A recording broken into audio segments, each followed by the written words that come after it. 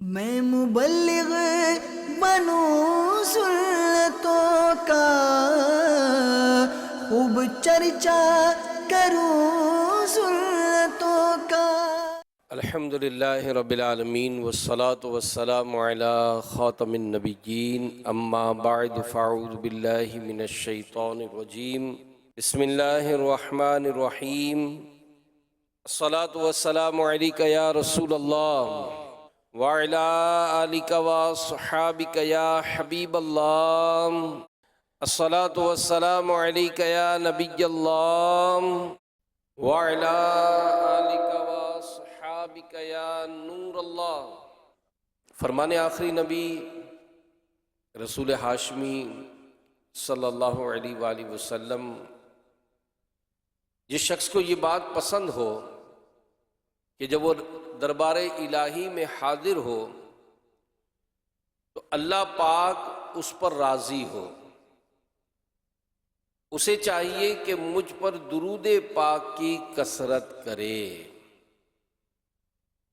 نبی کی شان میں ہو جس قدر درود پڑھو، محبو پاؤ گے جنت میں گھر درود پڑھو، رہو گے حفظ الہی میں رات دن محفوظ، رسول پاک پہ شام و سحر درود پڑھو، صلو علی الحبیب صلی اللہ علی محمد۔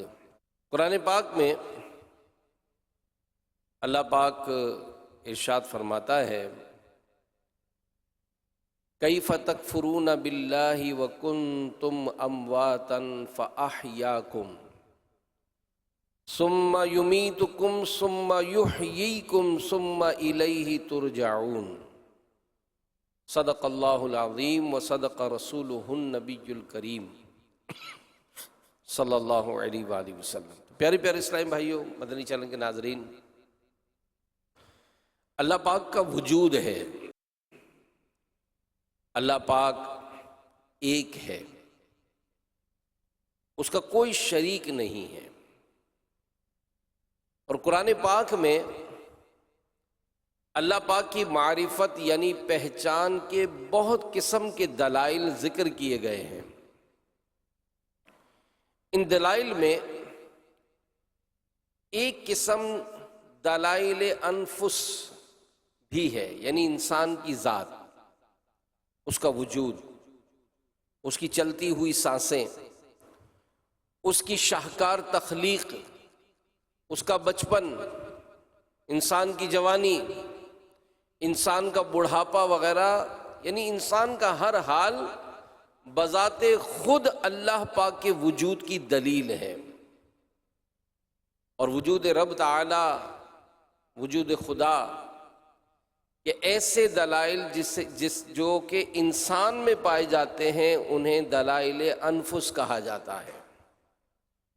ابھی ہم نے جو آیت مبارکہ سنی، یہ سورہ بقرہ کی آیت نمبر 28 ہے۔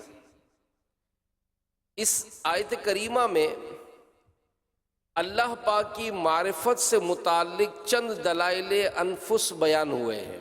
معرفت، اللہ کی پہچان، اس کے متعلق چند باتیں سنتے ہیں، پھر اسی کے ضمن میں انشاءاللہ الکریم جو آیت مبارکہ تلاوت کی گئیں ان کی کچھ وضاحت پیش کی جائے گی۔ پہلی بات تو یہ ذہن میں بٹھائیں کہ سب سے پہلا اور سب سے اہم فریضہ، سب سے اہم فرض جو ایک انسان پر عائد ہوتا ہے وہ ہے اللہ کی معرفت، اللہ کی پہچان۔ بلکہ علماء نے تو یہاں تک لکھا ہے کہ ہماری دنیا میں آنے کا ایک بنیادی مقصد ہی اللہ کی پہچان ہے۔ قرآن کریم میں اللہ پاک ارشاد فرماتا ہے سورہ زاریات کی آیت نمبر 56 میں، وَمَا خَلَقْتُ الْجِنَّ وَالْإِنسَ إِلَّا لِيَعْبُدُونَ، کہ اور میں نے جن اور آدمی اسی لیے بنائے کہ میری عبادت کریں۔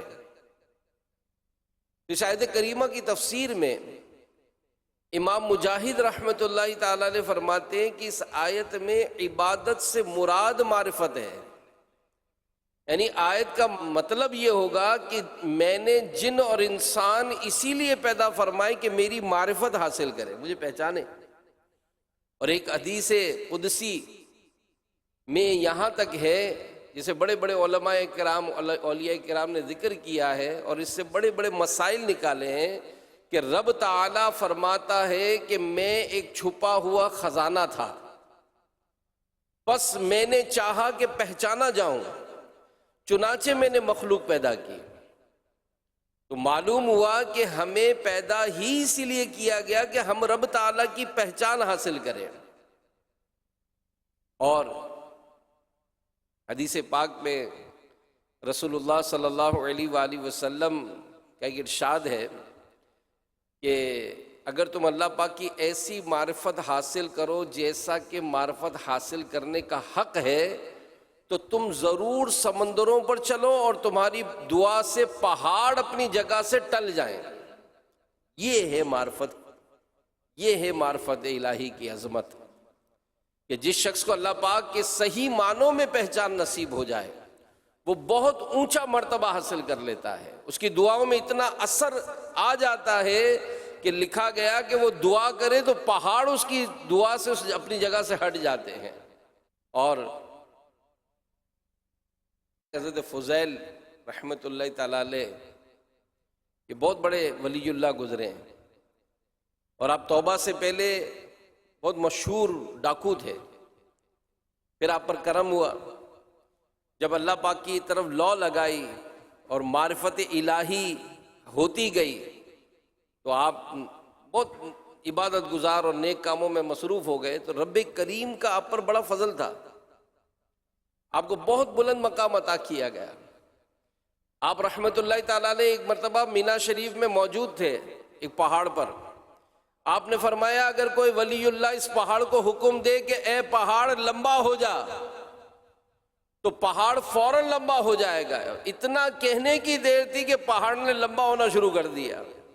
آپ رحمت اللہ تعالیٰ علیہ نے فرمایا کہ اے پہاڑ رک جا، میں نے تجھے حکم نہیں دیا۔ یہ سنتے پہاڑ ساکن ہو گیا۔ تو یہ معرفت کا رتبہ کہ جسے اللہ پاک کی پہچان مل جاتی ہے وہ ایسے بڑے بڑے مقام تک پہنچ جاتا ہے۔ تو اب سوال یہاں یہ پیدا ہوتا ہے کہ معرفت جو ہے یہ ملتی کیسے ہے، کیسے ملتی ہے؟ یہ بنیادی سوال ہے کہ آخر اللہ پاک کی معرفت، اللہ پاک کی پہچان یہ ملتی کیسے ہے؟ تو حضور داتا گنج بخش علی حجویری رحمت اللہ تعالی نے اس معاملے میں بڑا تفصیل سے کلام فرمایا اور آخر میں نتیجہ یہ نکالا کہ اللہ پاک کی معرفت پہچان نہ تو علم سے ملتی ہے نہ عقل سے، اللہ پاک کی معرفت صرف اور صرف اللہ پاک کے فضل سے ملتی ہے۔ یعنی جس پر اللہ پاک کا فضل ہو جائے تو اس کو یہ معرفت، یہ پہچان یہ نصیب ہو جاتی ہے۔ تو بہرحال میرے پیارے پیارے اسلامی بھائیوں، یہ بات حقیقت ہے کہ دنیا میں بہت سے ایسے لوگ بھی آئے جنہوں نے اپنی عقل سے رب تعالیٰ کی معرفت حاصل کرنے کی کوشش کی۔ جی ہاں، تو کیا ہوا؟ نتیجہ کیا ملا کہ کسی نے چاند کو خدا مان لیا اور ناکام رہا، کسی نے سورج کی پوجا شروع کر دی، کوئی درختوں کو اپنا رب ماننے لگا۔ تو غرض اللہ پاک کی پہچان نہ تو عقل سے ملتی ہے نہ علم سے ملتی ہے، یہ پہچان جسے بھی ملتی ہے رب تعالیٰ کے فضل سے ملتی ہے۔ جب بندے پر اللہ پاک کا فضل ہو جاتا ہے تب اس کی عقل بھی روشن ہو جاتی ہے اور اس کے دل میں نور معرفت اتر جاتا ہے۔ پھر بندے کو کائنات کے ذرے ذرے میں رب کریم کے وجود اور اس کی قدرتوں کے نشان نظر آنے لگتے ہیں۔ بنی اسرائیل میں ایک شخص تھا جو گائے کی پوجا کرتا تھا۔ ایک دن وہ اپنی گائے کو لے کر کسی باغ میں پہنچا، گائے چارہ کھا رہی تھی۔ اچانک بادل چھا گئے، بجلی چمکنے لگی، بادل کی خوفناک گرج اور بجلی کی کڑک جب گائے کے کانوں میں پڑی تو گائے ڈر کر بھاگ کھڑی ہوئی۔ یہ وہ وقت تھا کہ جب اس مشرک پر اللہ کا فضل ہوا، وہ سوچ میں پڑ گیا کہ یہ جانور جو بادل کی گرج اور بجلی کی کڑک سے ڈر رہی ہے یہ ہرگز خدا نہیں ہو سکتی ہے۔ یہ سوچ کر اس نے آسمان کی طرف نگاہ اٹھائی اور اے بادلوں کے رب کہہ کر اللہ پاک کو پکارنے لگا۔ اسی وقت اللہ پاک نے اس وقت کے نبی علیہ السلام کی طرف وحی فرمائی کہ فلاں شخص ہے، اسے جا کر کلمہ بھی پڑھائیں اور دین کی باتیں بھی سکھا دیجئے۔ تو یہ ہے اللہ کا فضل کہ جب اللہ پاک کا فضل ہو جاتا ہے تو اس وقت معرفت نصیب ہو جاتی ہے۔ تو سوال یہ ہے کہ ہم رب تعالیٰ کی یہ جو معرفت ہے، یہ پہچان ہے، یہ حاصل کیسے کریں؟ یہ ایک بنیادی سوال ہے۔ تو حضور داتا گنج بخش رحمت اللہ تعالیٰ علیہ اس بارے میں فرماتے ہیں کہ جب بندہ اپنی ہستی کو مٹا دیتا ہے تو اسے معرفت حال نصیب ہو جاتا ہے۔ تو مطلب یہ کہ بندہ جب اپنی میں کو ختم کرتا ہے تب اللہ پاک کا فضل نصیب ہوتا ہے، اور جب فضل نصیب ہوتا ہے تو معرفت حاصل ہو جاتی ہے۔ تو نتیجہ کلام یہ نکلا جو اس گفتگو ہوئی اسٹارٹ میں کہ اللہ پاک ہے وہ ایک ہی ہے، اس کا کوئی شریک نہیں ہے۔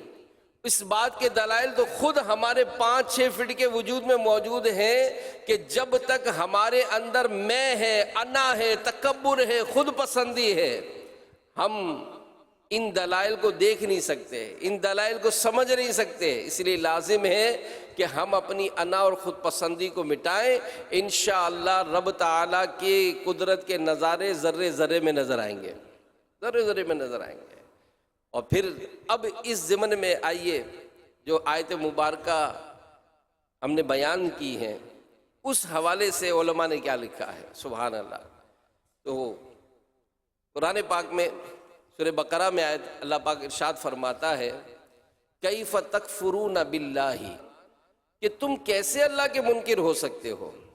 یہ تعجب دلانے کا سوال ہے، یعنی خدا کا انکار کرنے والوں کو تعجب دلایا جا رہا ہے کہ کتنی حیرت کی بات ہے کہ آخر تم رب تعالیٰ کا انکار کیسے کر سکتے ہو، حالانکہ آگے فرمایا وَكُنْتُمْ أَمْوَاتًا فَأَحْيَاكُمْ ثُمَّ يُمِيتُكُمْ ثُمَّ يُحْيِيكُمْ ثُمَّ إِلَيْهِ تُرْجَعُونَ، کہ حالانکہ تم مردہ تھے تو اس نے تمہیں پیدا کیا، پھر وہ تمہیں موت دے گا، پھر زندہ کرے گا، پھر اسی کی طرف لوٹایا جائے گا۔ تو یہ انسان کی 5 حالتوں کا اس میں بیان ہے کہ ان میں ہر حالت میں اللہ پاک کے وجود کے مستقل دلیل ہے۔ فرمایا گیا وَكُنْتُمْ أَمْوَاتًا، کہ حالانکہ تم مردہ تھے۔ تو یہ ہماری پہلی حالت، یہ ہماری پہلی حالت جب ہم کچھ بھی نہیں تھے۔ اور اس بارے میں سورہ دہر کی آیت نمبر 1 میں رب تعالیٰ ارشاد فرماتا ہے هل أتى على الإنسان حين من الدهر لم يكن شيئا مذكورا، کہ بے شک آدمی پر ایک وقت وہ گزرا جب وہ کوئی ذکر کے قابل چیز ہی نہیں تھا۔ یہ انسان کی حالت بیان کی جا رہی ہے، یہ تکبر کی کاٹ ہے، ہماری انا اور ہماری میں کی کاٹ ہے۔ ہمیں احساس دلایا جا رہا ہے کہ آخر تم رب تعالیٰ کا انکار کیسے کر سکتے ہو، اس قادر و قیوم کے مقابلے میں خود کو کیسے لا سکتے ہو، اس کے احکام کے مقابلے میں اپنی خواہشات کو ترجیح کیسے دے سکتے ہو، حالانکہ تم تو کوئی چیز نہیں تھے، کوئی چیز نہیں تھے، کوئی قابل ذکر چیز نہیں تھے۔ اپنی اس حالت پر غور کرو، کسی کے خیال میں تمہارا تصور تک نہیں تھا، اسی کے کوئی ہے جس نے تمہیں وجود دے دیا ہے۔ کیا اب تمہیں لائق ہے کہ تم تکبر کرو، اپنی طاقت، اپنی قوت، اپنی عقل، اپنے علم کے بھروسے پر رب کائنات کی قدرت کا انکار کرنے لگو؟ کیا تمہاری یہ حیثیت ہے کہ اللہ پاک کے احکام و فرامین کو اپنی عقل پر تولنے بیٹھو؟ نہیں، تم تو کچھ نہیں تھے، اس نے تمہیں بہت کچھ بنا دیا، لہذا اپنا سر اس کے حضور جھکا، عاجزی انکساری کا پیکر بن کر دل کی گہرائیوں سے پکار سبحان ربی الاعلی، کہ میرا رب پاک ہے بلندیوں والا۔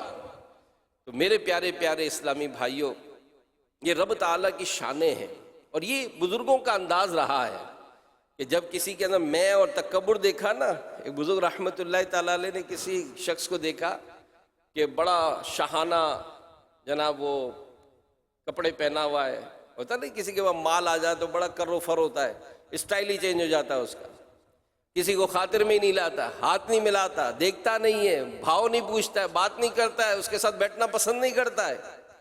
تو جب اس شخص کو دیکھا تو آپ نے اس کو دیکھ کر اسے فرمایا کہ جس کا اسٹارٹ ایک ناپاک قطرہ ہو, جس کا انجام سڑا ہوا مردار ہو, اور جو کچھ اس کے پیٹ میں گند ہے, تو کیا اس کو اس لائق ہے کہ وہ اتنا تکبر کرے؟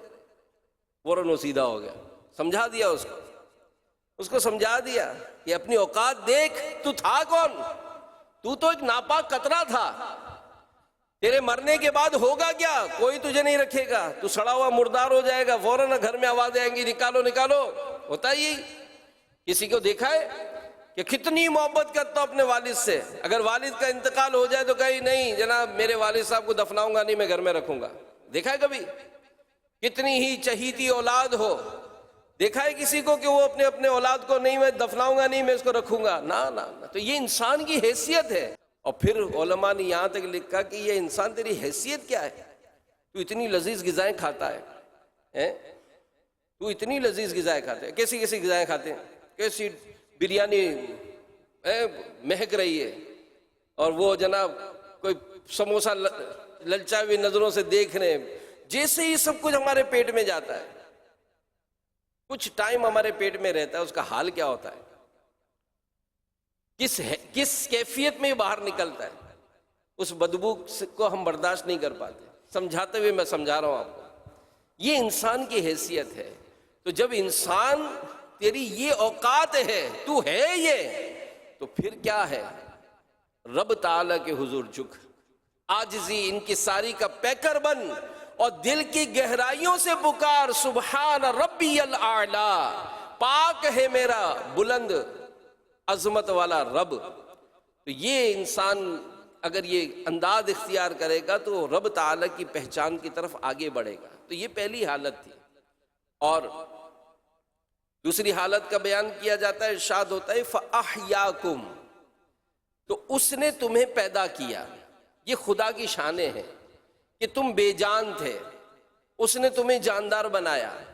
ایک پانی کے قطرے کو جیتا جاگتا عقل و شکل والا طاقت و قوت والا انسان بنا دیا. کیسا انسان بنایا؟ سورہ 3 میں فرمایا لَقَدْ خَلَقْنَا الْإِنسَانَ فِي أَحْسَنِ تَقْوِيمٍ, یقیناً بے شک ہم نے آدمی کو سب سے اچھی صورت میں پیدا کیا. تو میرے پیارے پیارے اسلامی بھائیوں, سوچنے کی بات ہے کہ رب تعالی جیسی چاہے صورت بنا دیتا ہے, یہ اس کی شان ہے. هُوَ الَّذِي يُصَوِّرُكُمْ فِي الْأَرْحَامِ كَيْفَ يَشَاءُ, کہ وہی ہے رب, اللہ کہیں اللہ, وہی رب ہے جو ماؤں کے پیٹوں میں جیسی چاہتا ہے تمہاری صورت بناتا ہے. شاعر کہتا ہے کہ اگر ہماری ناک ہمارے ماتھے پر ہوتی تو, ہمارے کان گردن کے پیچھے ہوتے تو, آنکھیں کندھوں پہ ہوتی تو, پسلی کی جگہ پر گھٹنا اور گھٹنے کی جگہ پہ پسلی ہوتی تو, سوچے کتنے بدصورت نظر آتے ہیں. کیا کوئی ہے جو اس پر اعتراض کر سکتا؟ ہوتے ہیں نا بعض بچے سے ایب نارمل پیدا ہو جاتے ہیں نا, کہ حیرت ہوتی کہ کیسا پیدا ہو گیا. لیکن جو ہم پیدا ہو گئے, ہمیں تو اچھی شکل و صورت میں پیدا کیا نا. اور رب تعالیٰ کی قدرت دیکھیں آپ, یہ ہاتھ کبھی بڑھا کے دیکھیے گا, یہ ہاتھ ناپیں گے نا, یہ ہاتھ آپ کو ایک سے آگے پیچھے نظر نہیں آئے گا. آپ کو یہ نہیں ہوگا کہ ایک ہاتھ بڑا ہوا ایک ہاتھ چھوٹا ہے. اگر ایک ہاتھ چھوٹا بڑا ہو تو کبھی انگلیوں پہ غور کریں, یہ انگلیاں, یہ انگوٹھے کی جگہ یہ چھوٹی انگلی ہوتی, انگوٹھا ادھر ہوتا, سارا ڈس بیلنس ہوتا. آپ قد دیکھیں, سیدھے کھڑے ہو تو آپ کا قد ڈس بیلنس نہیں ہوگا. اگر ایک پاؤں بڑا ایک پاؤں چھوٹا ہے تو پھر کیا ہوتا؟ جب دانت کی طرف غور کریں, دانت کا سسٹم کیسا ہے کہ پہلے ہم چیز کو کاٹتے ہیں پھر چباتے ہیں. یہ دانت دھاری دار دانت آگے ہیں, داڑھ پیچھے ہے. اگر داڑھ آگے اور دھاری دار دانت پیچھے ہوتے تو غور, بندہ جب یہ غور کرتا ہے تو پھر ہی کہتا ہے نا بڑی برکت والا ہے وہ اللہ جو سب سے بہتر بنانے والا ہے۔ تو میرے پیارے پیارے اسلامی بھائیوں، قربان جائیے کہ رب تعالیٰ نے کیسا کرم فرمایا ہے۔ یعنی یہ تو مختصر سا وقت ہے جس میں یہ بیان ہو رہا ہے، اگر یہ کتابوں میں یہ باتیں پڑھیں، اب رب تعالیٰ کی رحمت پہ غوطے لگائے گا بندہ، یہ اس کی پہچان اس کو حاصل ہوگی۔ جب بندہ اس پہچان کی طرف آگے بڑھتا جائے گا تو یہ رب کی پہچان اس کے درجے کو بلند کرتی ہے۔ اللہ پاک نے کرم فرمایا، مٹی کے اس بندے کو کتنا خوبصورت حسین و جمیل بنایا ہے۔ آنکھیں دیکھیں کیسی خوبصورتی کے ساتھ سجائے گئی، کان کیسی کاریگری کے ساتھ لگائے گئے، ہاتھ دیکھیے، سر دیکھیے، ناک دیکھیے، وہی ہماری شکل و صورت جسے آئینے میں دیکھ کر لوگ خود پر فخر محسوس کرتے ہیں۔ ارے پوچھو اپنے آپ سے یہ شکل و صورت کس نے عطا فرمائی؟ کہنا پڑے گا اللہ۔ اور جب یہ ساری قدرت کا نظارہ بندہ کرتا ہے تو کہتا ہے فتبارک اللہ احسن الخالقین، کہ تو بڑی برکت والا ہے وہ اللہ جو سب سے بہتر بنانے والا ہے۔ یہ بندہ ہے، یہ بندہ ہے جس کو رب تعالیٰ نعمتیں دیتا ہے، وہ رب کی نافرمانی کرتا ہے۔ یعنی آج اگر وہ خود سے کچھ حیثیت بن جاتا ہے، 10 20 50 100 آدمی اگر اس کے ملازم ہو جاتے ہیں، کیا اس سیٹ کو تصور ہوتا ہے کہ اس ملازم اس کے کہے کے بغیر کچھ کام کرے؟ آپ بتائیں، آپ اور ہم کام کرتے ہیں، نوکریاں کرتے ہیں یا نوکر رکھتے ہیں؟ آپ سوچیں جس کے ہم اور آپ اگر نوکری کرتے ہیں تو کیا تصور ہے کہ سیٹ صاحب 9 بجے بلائیں ہم 10 بجے جائیں؟ سیٹ صاحب کہیں یہ کام کرو ہم دوسرا کام کریں؟ نہیں، ورنہ تو یہ نوکری سے نکال دے گا۔ چند ہزار روپے ہمیں دیتا ہے، ہم سے کام پورے کراتا ہے، اور ہم بھی فخریہ نعرہ لگاتے کہ جناب میں ہوں اپنے فیکٹری کا مین بندہ، جی ہاں مجھے ایوارڈ ملا ہے، پورے سال میں نے ایک چھٹی نہیں کی ہے، میں ایسا پنکچول رہا ہوں کہ مجھے تو سرٹیفکیٹ ملا ہے۔ یہ تو بڑا زبردست ہمارے یہاں ٹائم کا پابند آدمی گزرا ہے، اس نے 1 منٹ بھی چھٹی نہیں کی۔ لیکن اے بندے، یہ چند ہزار روپے لے کر تو کام پورا کر رہا ہے، لیکن جس رب نے تجھے یہ ساری نعمتیں عطا فرمائی، اس رب کی بارگاہ میں تو سجدہ ہی نہیں کرتا ہے، اس کا شکر ہی ادا نہیں کرتا ہے۔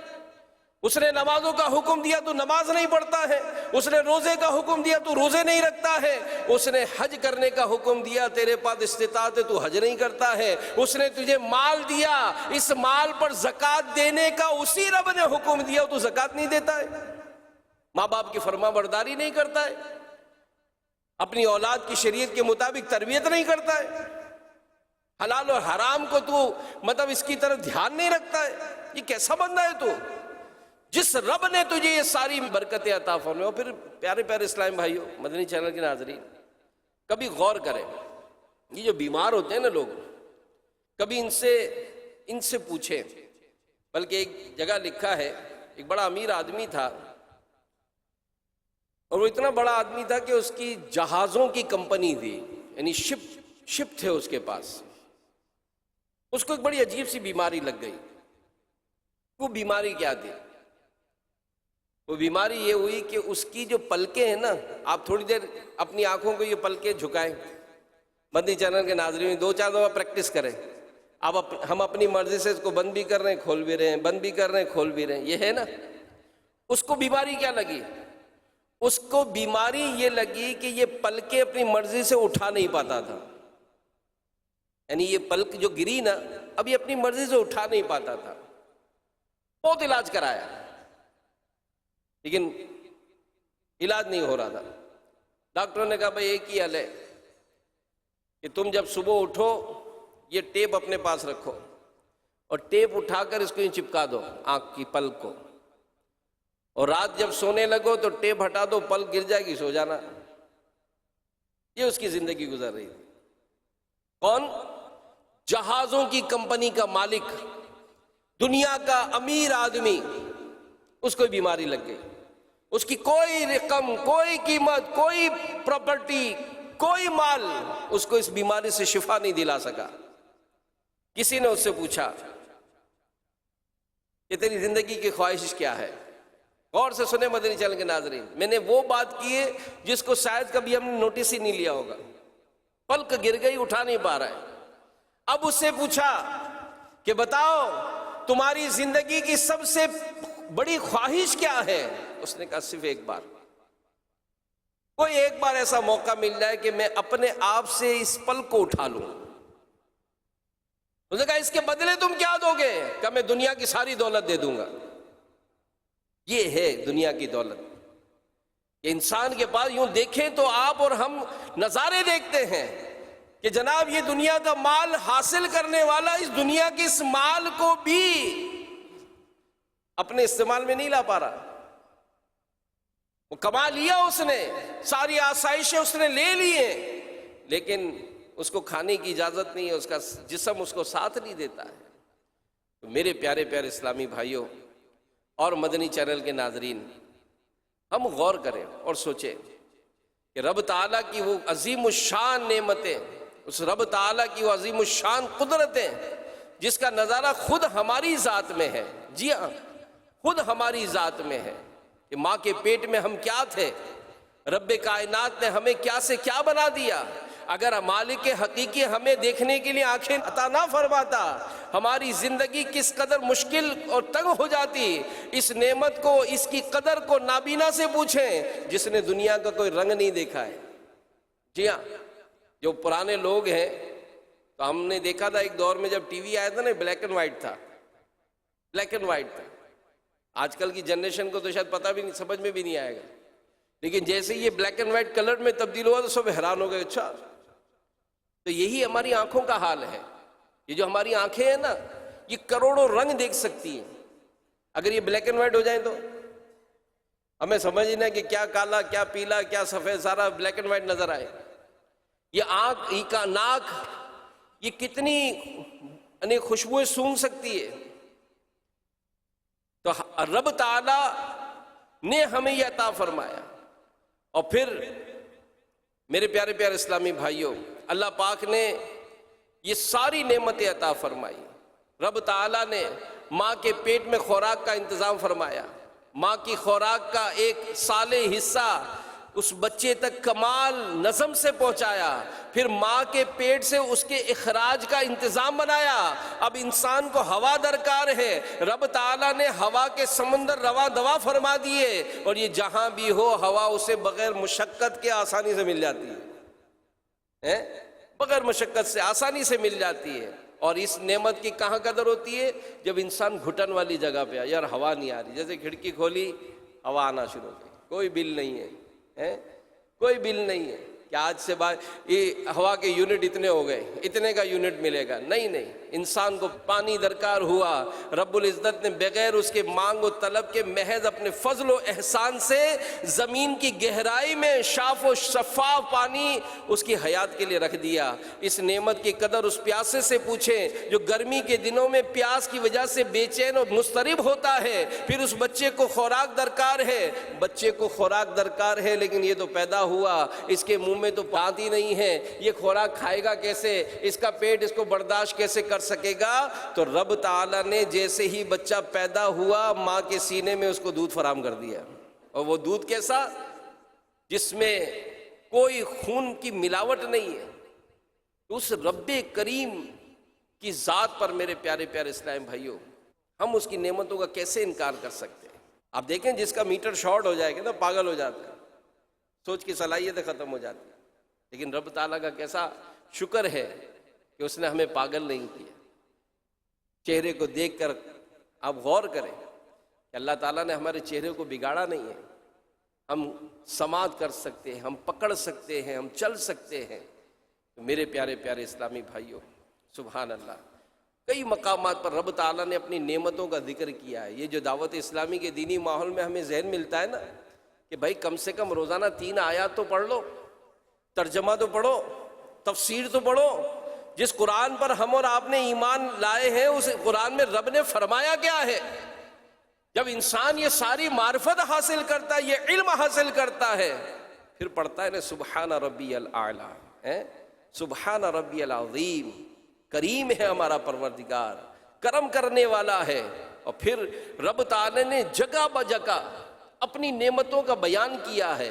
سورہ بقرہ میں ایک جگہ فرمایا الذی جعل لکم الارض فراشا والسماء بناء وانزل من السماء ماء فاخرج به من الثمرات رزقا لکم، وہ ذات جس نے تمہارے لیے زمین کو فرش بنایا، آسمان کو عمارت، آسمان سے پانی نازل فرمایا تو اس سے کچھ پھل نکالے تمہارے کھانے کو، مویشی بنائے ہماری خدمت کو، ان مویشیوں سے دودھ نکالا۔ خود رب تعالیٰ نے قرآن میں فرمایا کیسا دودھ عطا فرمایا کہ خون اور گوبر اس کے درمیان سے دودھ کو نکالا ہے، نہ اس میں خون ملتا ہے نہ گوبر کی کوئی آمیزش ہوتی ہے۔ سبحان اللہ۔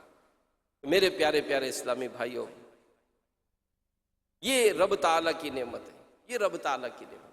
تو بندے کو چاہیے کہ اس رب کی نعمتوں کا چرچا کرے، اور پھر سبحان اللہ ایک مرتبہ امام اعظم ابو حنیفہ نعمان بن ثابت رحمۃ اللہ تعالیٰ علیہ امام جعفر صادق رضی اللہ عنہ کی خدمت میں حاضر تھے۔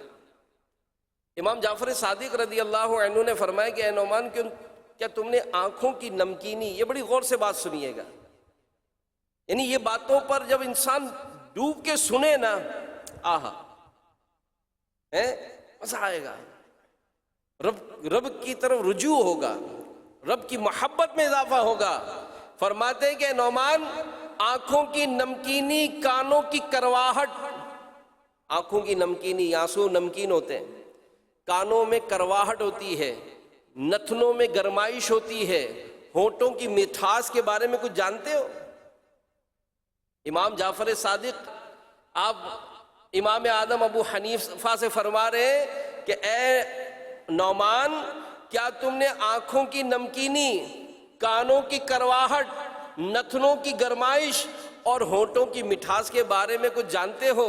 عرض کیا نہیں۔ امام جعفر صادق رضی اللہ عنہ نے فرمایا، میرے دادا جان سے روایت ہے، رسول پاک صلی اللہ علیہ وآلہ وسلم نے فرمایا، اللہ پاک نے اپنے فضل و احسان سے ابن آدم کی آنکھوں میں نمکینی رکھی، کیونکہ آنکھیں چربی سے بنی ہیں، اگر ان میں نمکینی نہ ہوتی تو یہ پگھل جاتی۔ اللہ پاک نے کرواہٹ ابن آدم کے کانوں میں رکھی، اگر ایسا نہ ہوتا تو کیڑے مکوڑے کان کے اندر چلے جاتے، دماغ میں پہنچ کر نقصان پہنچاتے۔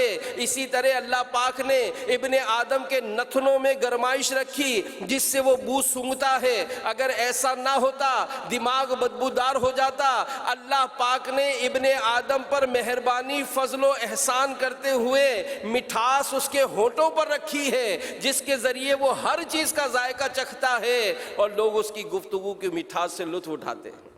سبحان اللہ، کیا شان ہے ہمارے پاک پروردگار کی، عظمتوں والے رب کی۔ اندازہ فرمائے کہ انسان کی تخلیق میں، ابھی تو اپنے وجود کی بات ہو رہی ہے نا، انسان کی اس تخلیق میں کیا کیا اہتمام کیا گیا، کس کمال کاریگری کے ساتھ ایک بے جان چیز کو جیتا جاگتا، چلتا پھرتا، عقل سمجھ والا انسان بنایا گیا۔ پھر کیوں نہ اپنے رب کریم کی قدرت و عظمت کا اقرار کر کے اس کی بارگاہ میں سر نہ جھکائیں۔ اللہ اکبر، کیونکہ وہی ایک واحد رب ہے، لا شریک ہے، اس کا خدائی میں کوئی شریک نہیں، وہ عبادت کے لائق ہے۔ اور سبحان ربی الاعلی کہنا انسان کو زیب دیتا ہے۔ پھر رب تعالیٰ نے تیسری حالت جو بیان فرمائی، ثم یمیتکم، پھر وہ تمہیں موت دے گا۔ یہ انسان کی تیسری حالت ہے۔ انسان پہلے کچھ نہیں تھا، ہم پہلے کچھ نہیں تھے، پھر قابل ذکر چیز نہیں تھا، پھر اللہ پاک نے اسے زندہ کیا۔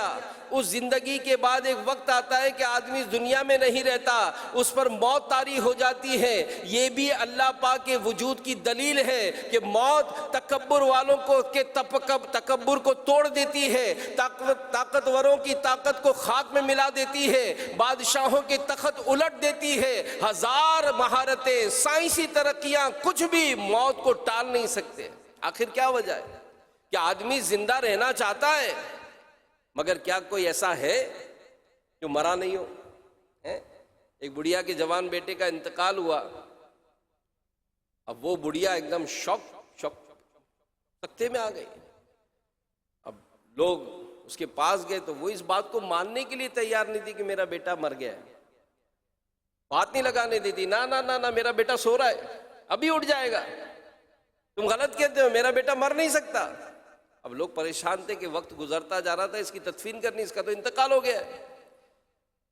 آخر ایک کسی سمجھدار شخص نے کہا کہ اماں ٹھیک ہے، اس کو کھڑا کرتے ہیں، اٹھ نہیں رہا ہے، ایسا کرو چلو محلے میں جاؤ کسی گھر میں اور کسی بھی گھر سے پانی لے کر آ جاؤ، وہ پانی پلا دیتے ہیں اس کو، یہ کھڑا ہو جائے گا۔ بڑھیا نے کہا تو میں ابھی لے کر آتی ہوں۔ کہا ہاں ٹھہرو، لیکن اس گھر سے پانی لانا کہ جس گھر میں کسی کا انتقال نہ ہوا ہو۔ بڑھیا نے کہا کوئی بات نہیں، میں ابھی لے کر آتی ہوں۔ پڑوس میں گئی اور پڑوس سے پانی مانگا، انہوں نے پانی دیا۔ ایک دم سے اس کو دوسری بات یہ دیکھا، بات سنو، آپ کے یہاں کسی کا انتقال تو نہیں ہوا؟ کہ اماں جان کچھ دن پہلے ہی ہماری دادی کا انتقال ہوا ہے۔ نہیں نہیں، آپ کے گھر نہیں چاہیے۔ پھر دوسرے گھر میں گئی، وہاں سے بھی پانی لیا، آپ کے گھر کسی کا انتقال تو نہیں ہوا؟ اماں ابا کا انتقال ہوا نا ابھی، اماں کا انتقال ہوا نا ابھی، چاچا کا انتقال ہوا نا ابھی، بیٹے کا انتقال ہوا نا ابھی، پوتے کا انتقال ہوا نا ابھی۔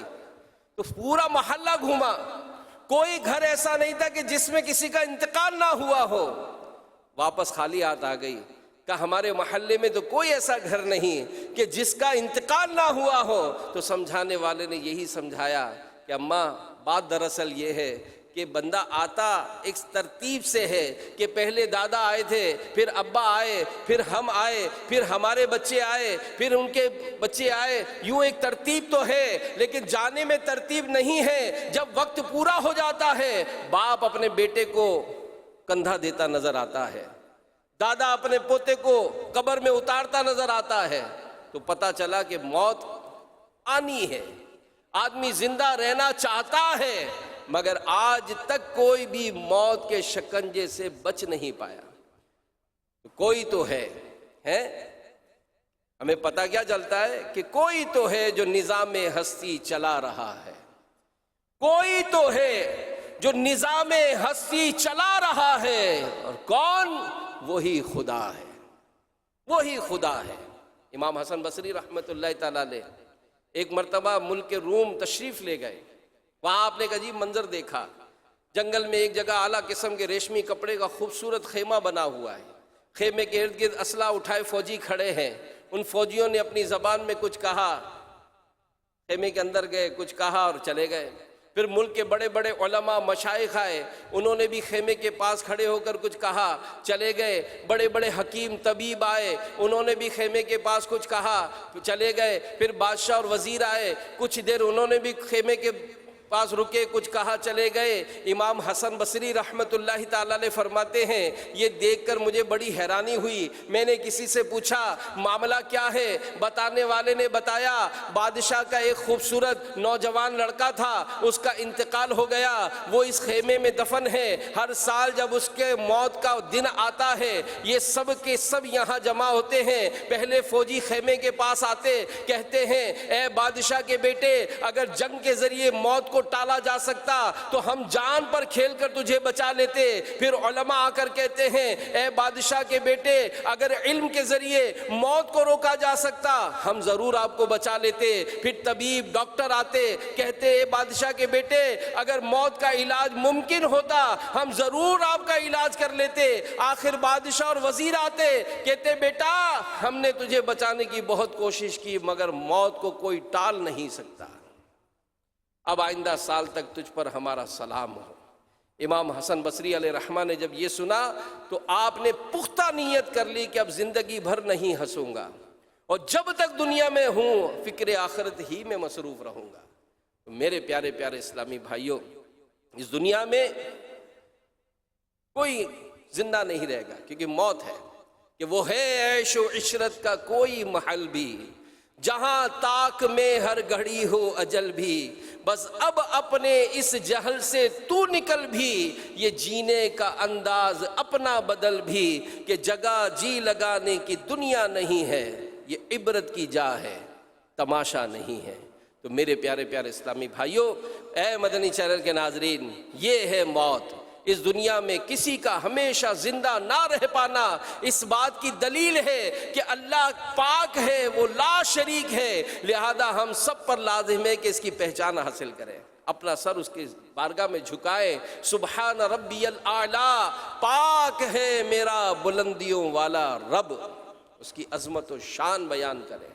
تو اس دنیا میں اللہ پاک کی پہچان حاصل کریں گے، اس کی عبادت میں مصروف ہو جائیں، اسی میں ہماری بھلائی ہے۔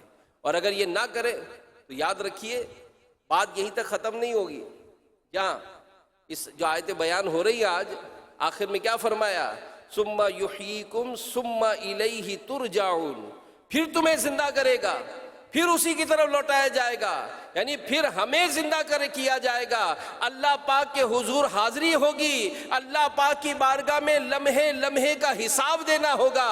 لہذا سمجھ جائیں، اللہ پاک کی پہچان حاصل کریں، اللہ پاک کی عبادت میں، اس کی رضا والی کاموں میں زندگی گزارنے میں مصروف ہو جائیں۔ تو میرے پیارے پیارے اسلامی بھائیوں، ہم اس بات پر بھی ذہن بنا لیں۔ یہ بعض اوقات انسان کہتا ہے نا کہ اس معاملے میں بھی کمزوری والا ذہن ہوتا ہے، کیونکہ ظاہر ہے دنیاوی طور پر ہم کہیں گئے، کسی آفس میں بیٹھے ہوئے ہوں اور وہاں ایک کیمرہ لگاؤ اور لکھا ہوتا ہے کہ کیمرے کی آنکھ آپ کو دیکھ رہی ہے، کتنا ٹینشن ہوتے ہیں۔ کوئی کرتے ہیں ایسا کام جو خلاف قانون ہو؟ نہیں یار، کیمرے کی آنکھ دیکھ رہی ہے۔ تو ہم رب تعالیٰ کی قدرت اور اس کے علم کے بارے میں کیوں توجہ نہیں رکھتے؟ اس کے بارے میں واضح ارشادات ہیں۔ سورہ یونس میں اللہ پاک نے فرمایا ان اللہ علیم بما یفعلون، بے شک لوگ جو کام کرتے ہیں اللہ سب جانتا ہے، انہ علیم بذات الصدور، بے شک وہ دلوں کی باتوں کو بخوبی جانتا ہے۔ سورہ ملک میں فرمایا قل انما العلم عند اللہ، اے حبیب تم فرما دو کہ علم تو صرف اللہ کے پاس ہے۔ پھر سورہ غافر میں فرمایا ربنا وسعت کل شیء رحمتا وعلما، اے ہمارے رب تیری رحمت، تیرا علم ہر شے کو محیط ہے۔ سورہ طلاق میں فرمایا وَأَنَّ اللَّهَ قَدْ أَحَاطَ بِكُلِّ شَيْءٍ عِلْمًا، اور بے شک اللہ کے علم نے ہر شے کا احاطہ کر رکھا ہے۔ میرے پیارے پیارے اسلامی بھائیوں، سورہ بقرہ میں فرمایا اولا یعلمون ان اللہ یعلم ما یسرون وما یعلنون، کیا وہ نہیں جانتے کہ بے شک اللہ جانتا ہے جو وہ چھپاتے ہیں، جو ظاہر کرتے ہیں۔ پھر سورہ بقرہ میں فرمایا ایک مقام پر واللہ یعلم وانتم لا تعلمون، اور اللہ جانتا ہے اور تم نہیں جانتے۔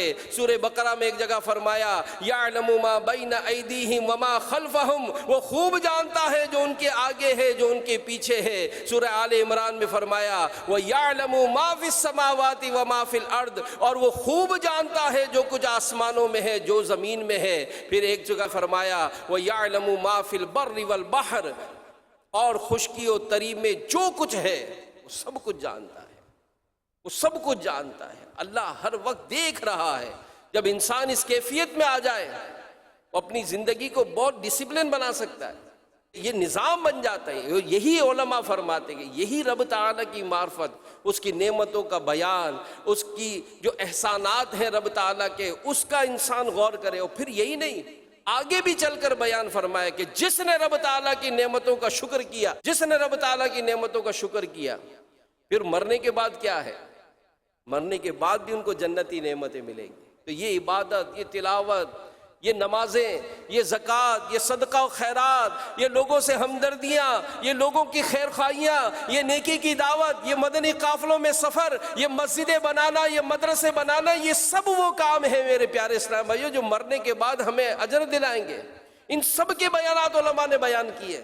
آئیں تو صحیح، رب کی معرفت حاصل کریں تو صحیح، اس رب کی بارگاہ میں جھکے تو صحیح۔